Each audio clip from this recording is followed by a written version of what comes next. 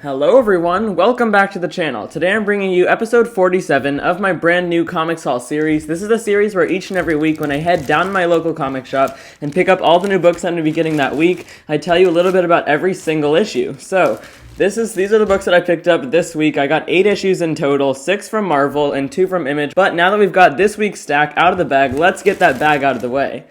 Alright, now that that's all over with, let's get started on this week's haul. So, we always started off with the most anticipated issue of the week. This week, that goes to Avengers Forever, issue number 1. This is a brand new, ongoing, as far as I know, Avengers series, and it's going to be the companion title to the regular Avengers series that's been going on for a long time now. I'll get to that in a second, because we've got an issue of that came out this week as well. But this is kicking off this brand new ongoing. That cover there by Aaron Kuder is amazing. From across the multiverse, the All Avengers assemble. So, it's basically these multiversal Avengers, and I really don't know what to expect from this series. We got a little bit of a lead into it in Avengers issue 750, which came out a couple weeks ago. In Avengers, lately we've had this story arc going on with the multiversal Masters of Evil, this huge super group, and it looks like they're going to be like the main villains between this title and the main Avengers title for a little while, at least until this whole multiverse thing shakes over. If you guys are planning on picking this one up, or if you've already read it, definitely let me know what you thought of it down in the comment section below. I'm really excited to try it out though. My most anticipated issue of the week, Avengers Forever number 1. And next up this week, I've got Avengers issue number 51. This is kicking off a brand new story arc for the regular ongoing Avengers series. So last issue, like I said, was number 750,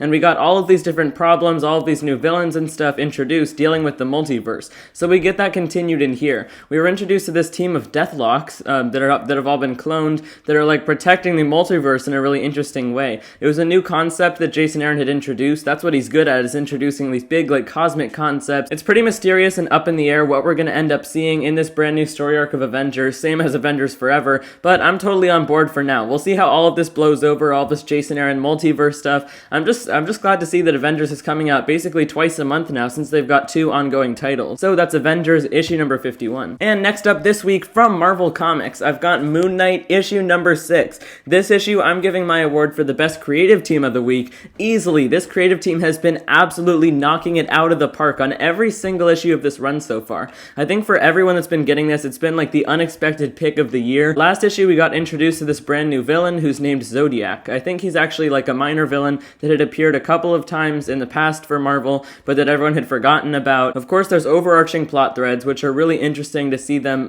progressed in every single issue in small ways, but then each issue is usually just focusing around a certain thing. This is written by Jed McKay with art by Alessandro Cappuccio, who's a new artist that I had never read anything of. Really awesome, like, jagged art style with some really cool covers with Moon Knight's suit, like, shining in the darkness and stuff. This is such a good series so far. I'd say wait for the first trade paperback to come out, but so far, really awesome. Can't wait to read it. That's Moon Knight number 6. Moving on with Marvel Comics this week, I've got Venom issue number 3. So if I'm being completely honest, issue number 2 did lose me a little bit, just because I don't really care that much about Dylan Brock. I mean, I don't know how you guys feel. Definitely let me know. But I don't really feel for this character at all. I don't see the motivation behind these writers wanting to continue his story. He's Eddie Brock's son, which is a little bit interesting that he has a son in the first place, but now Dylan is like taking over with the Venom symbiote while Eddie has been a space god. All the same though, the artwork on this book is actually pretty amazing. It's by Brian Hitch, who also did the cover here, and this current story arc we've got going on is written by Ram V, who writes the Dylan side of things back on Earth.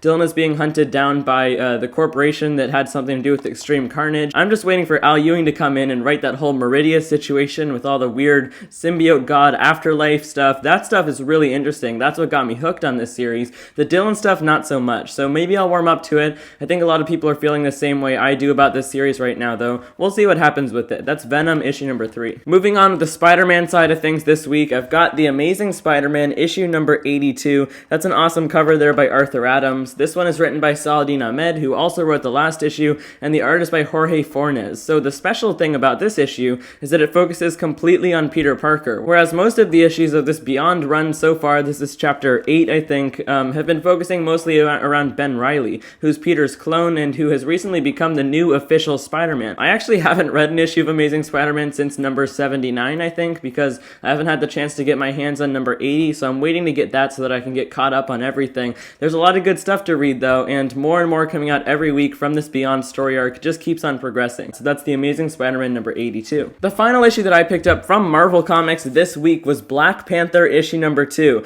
This one I'm giving my award for the best cover art of the week easily. That Alex Ross cover is amazing. I think I also gave him the award for the last issue of Black Panther, and as for the interior though, I really liked it. It was actually a really strong start to this brand new ongoing series, focusing around T'Challa and his intergalactic empire of Wakanda, but more on the ground level type of thing, where he's also, of course, still the king of Wakanda, although it seems like he's kind of stepped down. He has less power now, but now that John Ridley is taken over as the writer, art by Juan Cabal, I'm really liking the direction they're going in. The main idea behind this series so far, though, is that there's like these 10 like sleeper agents that T'Challa has planted around the world. This is a really special secret that he's kept from even all of his Avenger friends and everyone, but these agents are basically just living regular lives. They've like been married, some of them have kids, they're just doing whatever they want to in these different countries, but if they get the call from T'Challa, if something goes wrong, they need to infiltrate these places so that Wakanda can, have the power it needs. So that's Black Panther issue number 2. Let's move on to Image Comics now. I got 2 issues from them this week. The first one I've got here is Gunslinger Spawn issue number 3.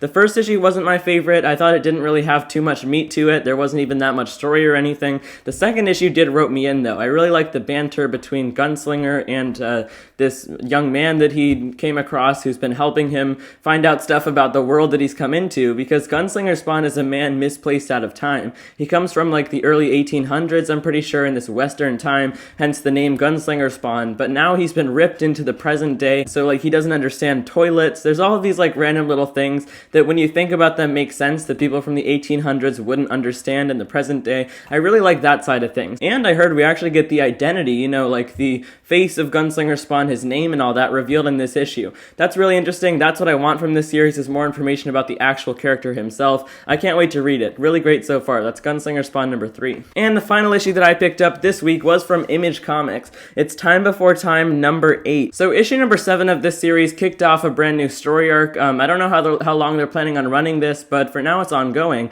And I like that last issue a lot more than some others of this series lately. It was a lot more understandable, and we just got more of a focus on our 2 main characters. Tatsuo, he is this agent who's been working for the Syndicate, which is this kind of like crime company that does under-the-table deals with people. They're in the future, and if you pay them a lot of money, they can take you to the past with these special time pods that they have. But then we've got this FBI agent named Nadia, who's sort of like the second main character, or at least the biggest supporting character, and she's been trying to find her family, because the Syndicate, when people don't pay them enough money, they'll even like raise the prices and stuff at the last minute. It's a pretty shady organization, but if a family wants to go to the past and if they don't have enough money to bring everyone, they'll separate the families and leave some of them in the present, leave some of them in the past. The 6th issue wasn't too good, but the 7th really brought it back for me. I'm going to continue on with it. That's Time Before Time number 8. Alright, well that's every single one of the brand new issues that I picked up this week. I want to know what you guys got though. Let me know down in the comment section below. There's some really great books to look forward to, especially from ongoing series at Marvel this week. Moon Knight, Venom, Amazing Spider-Man,